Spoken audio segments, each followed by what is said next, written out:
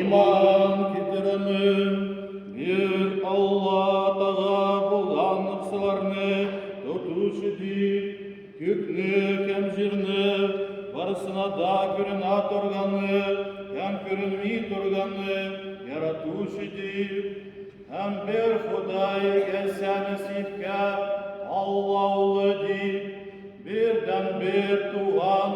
var gasırlardan, elek atadan tuğan deyip,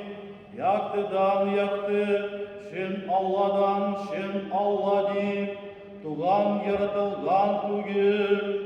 asılı ata bilen bir, varısı da anın arkalı bulgan deyip, biz kişiler için, hem biz ne kutkarır için, kökten ingen deyip, İzge ruh hem Meryem kızdan kazangan, hem kişi bulgan deyip, Ponti Pilat vakitinde biznin için kaçka kadaklangan, hem gazap çekken, hem kümülgen deyip,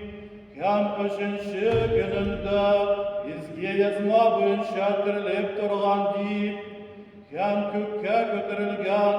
hem atanın yagından durgan deyip, verilerini, hem ölülerini hüküm bitirgen, ululuk bilen tağı kelesi, paşalığı hiç de ötesi tügel deyip,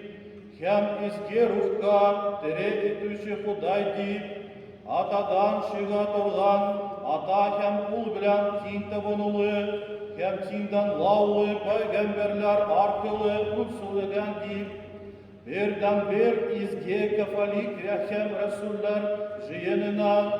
cümdürü bir deyip günahlarını geçirter deyip, ikrar itemin, bililerinin dirilip duracağın, hem kileşek dünyanın durmuşun kötemin.